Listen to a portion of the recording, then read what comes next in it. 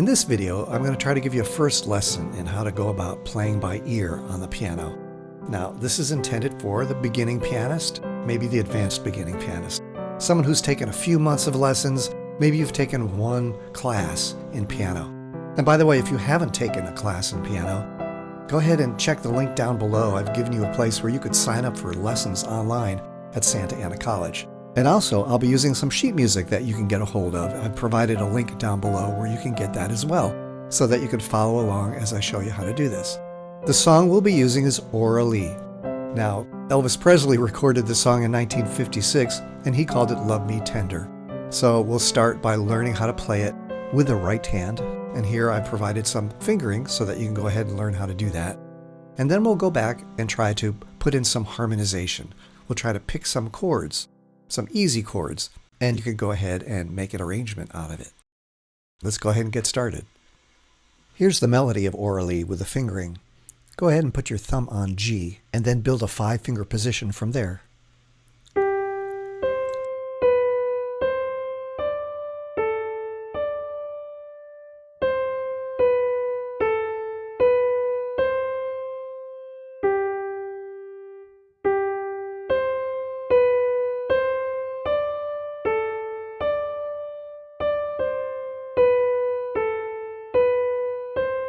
For this next part, shift your hand 2 notes higher so that your 4th finger is on E.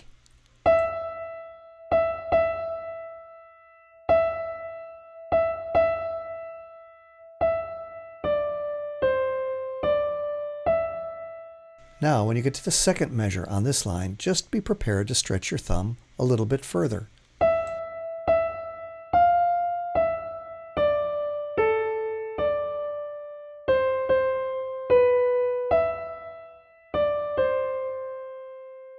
Next, to figure out what harmonies we're going to use, let's first write out a C major scale. And that's because this piece is in the key of C major. Here's the fingering. 1, 2, 3, 1, 2, 3, 4, 5.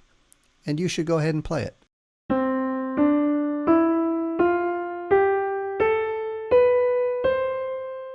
Here, we'll identify the primary chords in this key, or any other key, by building triads on the 1st, 4th, and 5th notes of the scale.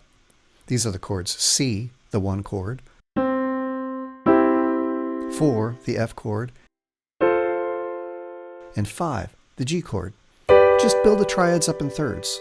For the 5 chord, we'll enrich it with 1 additional note by stacking up 1 more third on top.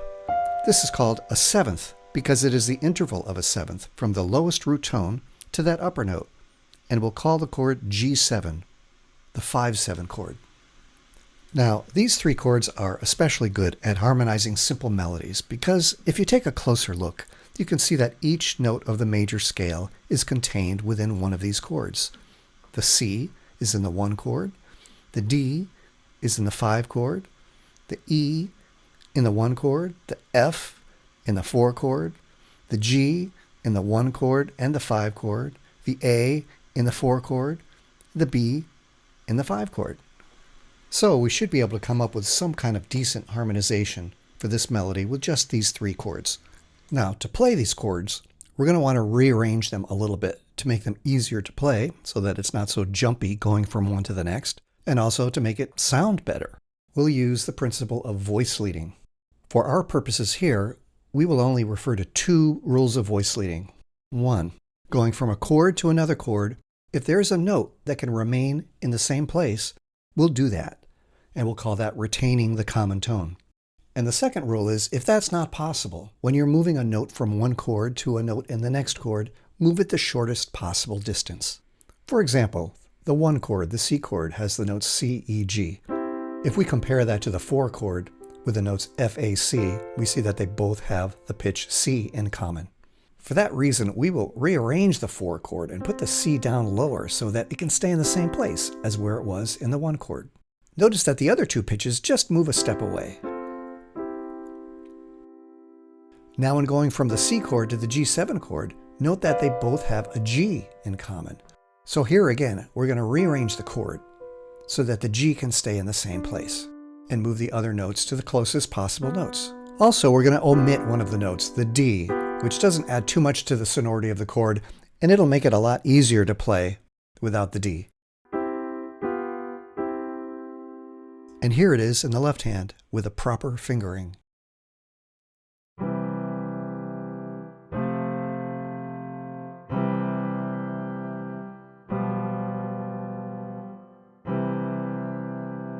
I think we're ready now to choose our harmonies for this song. Now, in most songs, the very first chord and the very last chord of the song, it's going to be the one chord, sort of like home bass. So we'll start with that chord, and then we'll just use our ear. We'll try to figure out what sounds good to pick out the other chords, where they should go.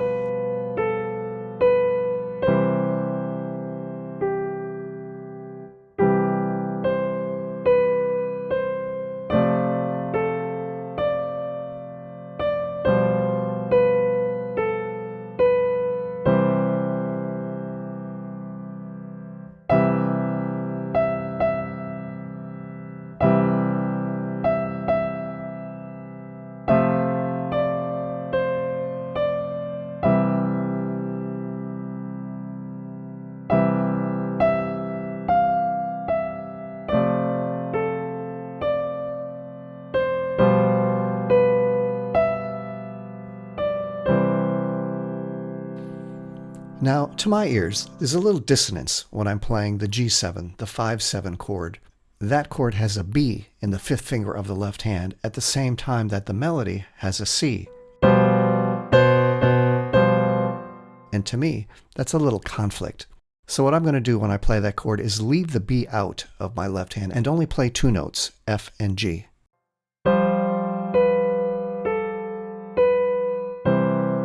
The next thing we need to do is choose an accompaniment pattern for our left hand. Of course, we can just use whole notes in the left hand, and that will work.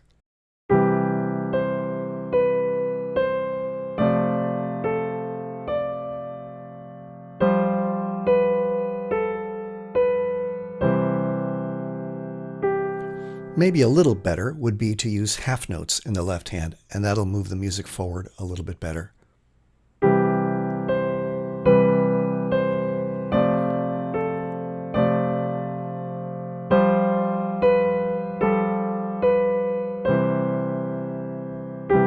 And there are countless patterns that we could use with a chord like this. Here's a very simple one. We'll take the bottom two notes of the chord, followed by the top note of the chord, and write it as quarter notes.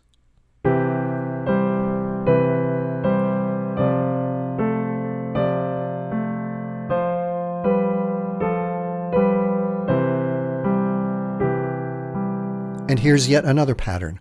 We'll take the lowest note, followed by the upper note, followed by the middle note, and followed by the upper note again, and create a little pattern. Sometimes that's called an Alberti bass.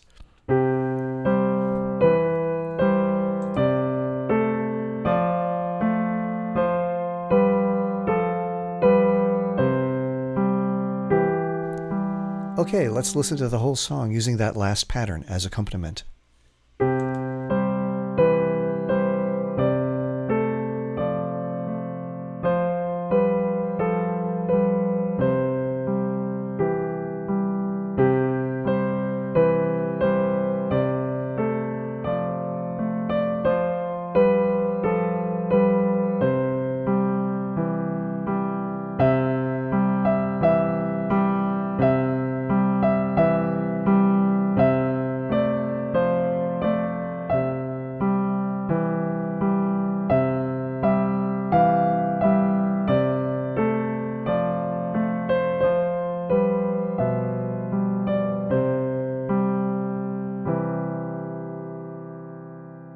The last thing we'll do in this video is be a little bit playful with the harmony. We'll go back and play the chords that we chose and let our ears decide if they lead us to some other pitches. We're not going to get too technical here, except to say that if your ears lead you to some other places, go ahead and try it.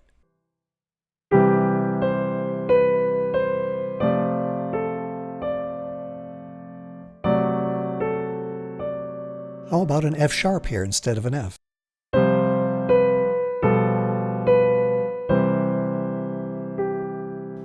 And here, I'll play a C going to B as the lowest notes in the left-hand chord. And I'll make the same two changes on the next line.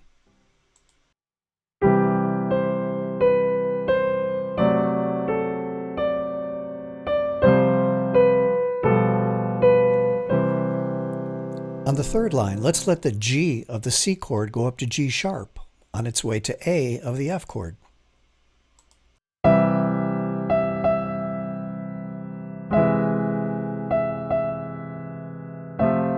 And we'll do a little something similar on the F chord. We'll let the A move down a half step to A flat as it returns back to G.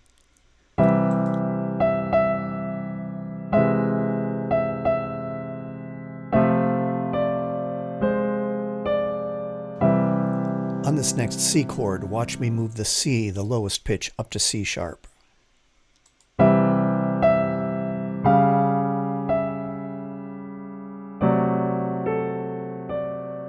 And I'll continue through the end with the same changes I made at the beginning.